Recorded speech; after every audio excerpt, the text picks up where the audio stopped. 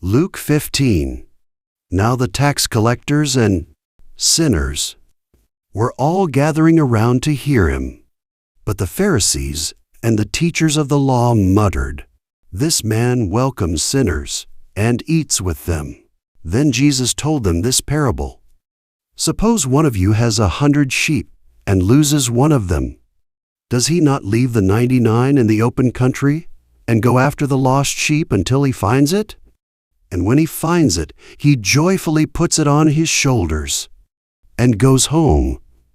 Then he calls his friends and neighbors together and says, "Rejoice with me, I have found my lost sheep." I tell you that in the same way there will be more rejoicing in heaven over one sinner who repents than over 99 righteous persons who do not need to repent. Or suppose a woman has 10 silver coins and loses one. Does she not light a lamp, sweep the house, and search carefully until she finds it? And when she finds it, she calls her friends and neighbors together and says, "Rejoice with me, I have found my lost coin." In the same way, I tell you, there is rejoicing in the presence of the angels of God over one sinner who repents. Jesus continued, "There was a man who had 2 sons. The younger one said to his father, 'Father, give me my share of the estate.' So he divided his property between them. Not long after that, the younger son got together all he had, set off for a distant country, and there squandered his wealth in wild living. After he had spent everything, there was a severe famine in that whole country, and he began to be in need. So he went and hired himself out to a citizen of that country, who sent him to his fields to feed pigs. He longed to fill his stomach with the pods that the pigs were eating, but no one gave him anything. When he came to his senses, he said, 'How many of my father's hired men have food to spare, and here I am starving to death?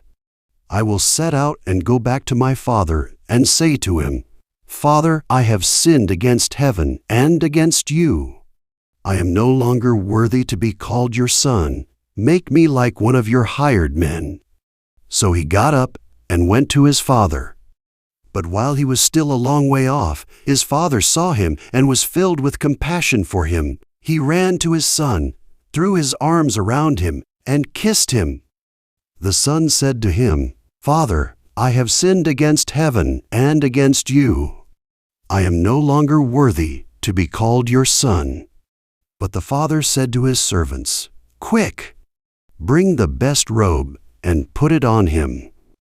Put a ring on his finger and sandals on his feet. Bring the fattened calf and kill it. Let's have a feast and celebrate. For this son of mine was dead and is alive again. He was lost and is found.' So they began to celebrate. Meanwhile, the older son was in the field. When he came near the house, he heard music and dancing. So he called one of the servants and asked him what was going on. 'Your brother has come,' he replied, 'and your father has killed the fattened calf because he has him back safe and sound.' The older brother became angry and refused to go in. So his father went out and pleaded with him. But he answered his father, 'Look, all these years I've been slaving for you and never disobeyed your orders. Yet you never gave me even a young goat so I could celebrate with my friends. But when this son of yours, who has squandered your property with prostitutes, comes home, you kill the fattened calf for him.' 'My son,' the father said, 'you are always with me, and everything I have is yours.